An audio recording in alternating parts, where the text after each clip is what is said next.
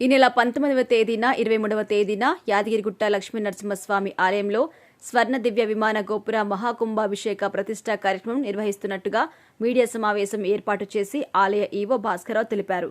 19 నుండి 23 వరకు మహాకుంభ సంప్రోక్షణ కార్యక్రమం నిర్వహిస్తున్నామన్నారు. 5 రోజుల పాటు పంచకుండాత్మక యాగం చేసి 23న ఉదయం 11:54 స్వర్ణ విమాన గోపురం ఆవిష్కరణ చేస్తామన్నారు. వానమామలై పీఠాధిపతి మధుర కవి రామానుజాచార్య పర్యవేక్షణలో మహోత్సవాలు జరుగుతాయన్నారు. 19 నుండి 23 వరకు సుదర్శన హోమం రద్దు చేశామన్నారు. 23వ తేదీన సుదర్శన హోమం, నిత్య కళ్యాణం, సువర్ణ పుష్పార్చన రద్దుపరిచినట్టుగా తెలిపారు. ఎన్నికల కోడ్ దృష్ట్యా ఎన్నికల కమిషన్ అనుమతి మేరకు విశిష్ట అతిథులు పాల్గొంటారన్నారు. దాతని సైతం ఉత్సవాలకు ఆహ్వానం అందించామన్నారు. విమాన గోపురం తాపడం పనులు ఈ రోజు పూర్తవుతాయన్నారు. ఇక యాగశాల సిద్ధం చేశామన్నారు. 17న ఆలయంలో తిరుమంజనం ఉంటుందన్నారు. 17న ఉదయం 1 గంట నుండి 3:30 వరకు దర్శనాలు ఉండవన్నారు. ఓం శ్రీ లక్ష్మణస్వామి నమః. శ్రీ లక్ష్మణస్వామి యాదగిరిగుట్ట దేవస్థానం దివ్య విమాన గోపురానికి బంగారు తాపడం పనులు పూర్తయినాయి. దాన్ని 19 నుంచి 23 వరకు కుంభ సంప్రోక్షణ జరుగుద్ది. దీనిలో భాగంగా 5 రోజులు యజ్ఞయాగాదులు జరుగుతాయి. ఆ తర్వాత 23వ తారీఖు నాడు ఉదయం 11:54 స్వామివారి దివ్య విమాన గోపురానికి సంప్రోక్షణ జరిపేసి స్వామివారికి అంకితం ఇస్తారు. దీనికి సంబంధించి మొత్తం 65 కేజీల 84 గ్రాముల బంగారం ఉపయోగించాం. ఇది వివిధ రూపాల్లో వచ్చింది. కొంత విరాళాల ద్వారా ఒక 10 కేజీల 500 గ్రాములు వచ్చింది. దేవస్థానానికి ఉన్న గోల్డ్ బాండ్స్ విత్డ్రా తోటి ఒక 3 కేజీల 180 గ్రాములు, దేవస్థానం ఉన్న గోల్డ్ అంటే హుండీల్లో వేసిన మిశ్రమ బంగారం కానివ్వండి, ప్యూర్ గోల్డ్ అది ఒక 12 కేజీల 700 గ్రాములు ఉంది. అదేవిధంగా వెండిని బంగారంగా మార్చడంతో ఒక 8 కేజీల 622 వచ్చింది. 30 కేజీల 51 గ్రాముల బంగారాన్ని కొనడం జరిగింది. సో మొత్తం ఇట్లా 65 కేజీల 84 గ్రాములని మనం ఇచ్చేసాం. ఇది మొత్తం 10,753 స్క్వేర్ ఫీట్స్ గోపురం. ఈచ్ స్క్వేర్ ఫీట్కి 6 గ్రాములు ఉపయోగిస్తాం. ఇది 50 ఏళ్ళు మన్నికతో ఉంటుంది. ఇది 5 అంతస్తుల గోపురం. ఇది పంచతల గోపురం అంటారు. 50.5 అడుగుల ఎత్తులో ఉంది. ఇది దేశంలోనే అతిపెద్ద గోపురం. ఇది విమాన గోపురం, బంగారు తాపడం అంటే బంగారు తాపడంతో ఉన్న విమాన గోపురం అవుతుంది.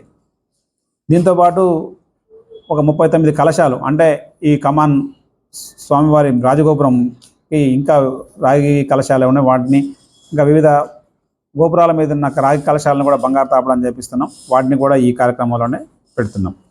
దీనికి సంబంధించి జిల్లా కలెక్టర్ గారు, కమిషనర్ గారు ఆదేశాలతోటి ఏర్పాట్లు, భోజన ఏర్పాట్లు కానివ్వండి, ఈ ఉత్సవానికి హాజరయ్యే అతిథులకి ఎలా మర్యాదలు చేయాలి, అదేవిధంగా స్వామివారి ఈ గోపురం ఏర్పాటుకి అన్వేలింగ్ ఎలా చేస్తారు, ఇవన్నీ కూడా రెగ్యులర్గా మానిటర్ చేస్తున్నాం.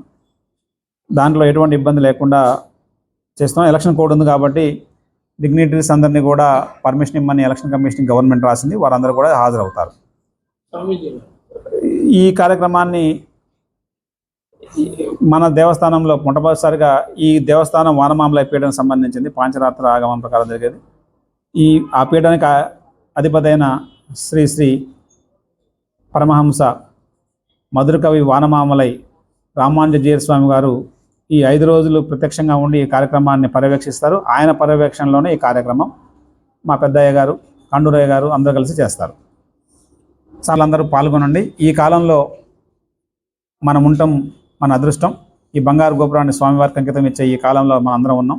ప్లస్ తెలంగాణలో కూడా ఇది మొట్టమొదటి దేవస్థానం, బంగారు గోపురం కలిగిన దేవస్థానం అవుతుంది. ఇంత మంచి కార్యక్రమంలో పాల్గొనండి. భక్తులకు, సామాన్య భక్తులకు కూడా అన్ని సౌకర్యాలు అంటే తాగునీటి సౌకర్యం కానివ్వండి, వాష్రూమ్ సౌకర్యం కానివ్వండి. ఆ రోజు 1 లక్ష మందికి పులిహోర ఉచితంగా ఇవ్వాలని దేవస్థానం ప్రభుత్వానికి అనుమతి రాస్తే ప్రభుత్వం అనుమతించింది. దాన్ని కూడా దీంట్లో చేస్తున్నాం. అదేవిధంగా ఈ 5 రోజులు 2,000 మందికి ప్రతినిత్యం అన్నదానం కింద చేస్తారు. దాంట్లో కూడా భక్తులు పార్టిసిపేట్ కావచ్చు.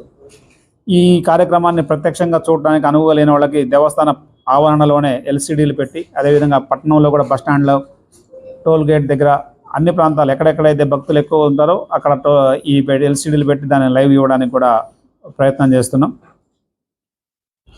దీనికి సంబంధించి అన్ని కార్యక్రమాలు ఒక నిర్దిష్టమైన ప్రణాళిక ప్రకారం చేస్తున్నాం.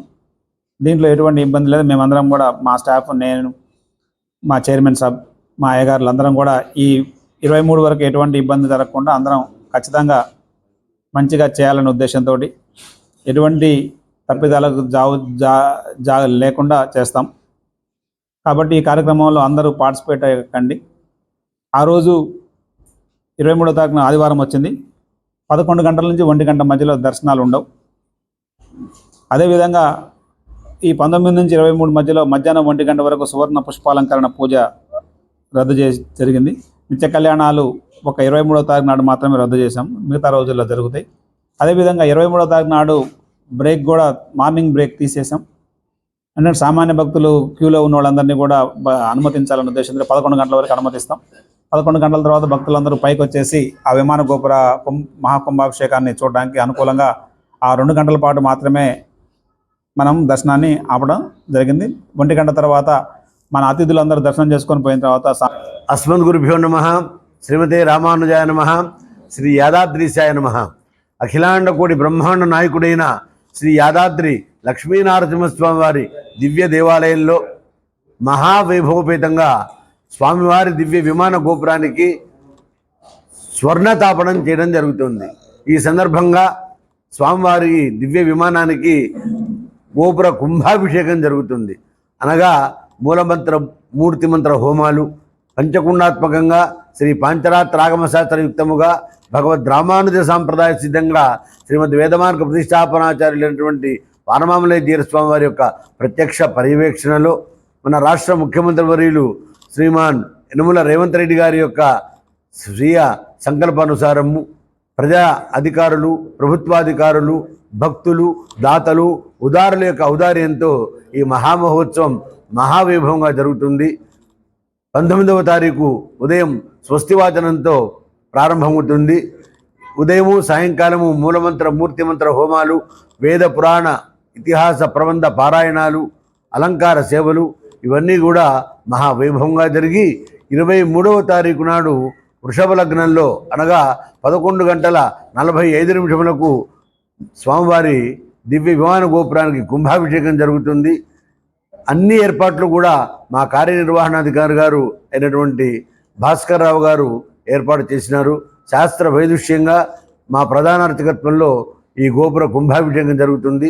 భక్తులందరికీ స్వాగతం, సుస్వాగతం. స్వామివారి గర్భాలయానికి ఈశాన్య స్థానంలో మహాయాగశాలను నిర్మించడం జరిగింది.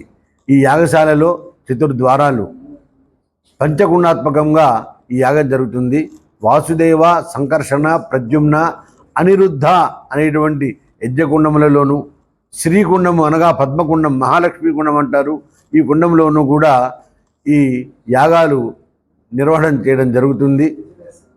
పాంచాన్నిక దీక్ష, పాంచరాత్ర ఆగమ శాస్త్రము, ఇలా మూలమంత్ర మూర్తిమంత్ర హోమాలు, జపాలు, 108 మంది ఋత్విక్కులు ఈ యజ్ఞ కైంకర్యంలో పాల్గొంటారు.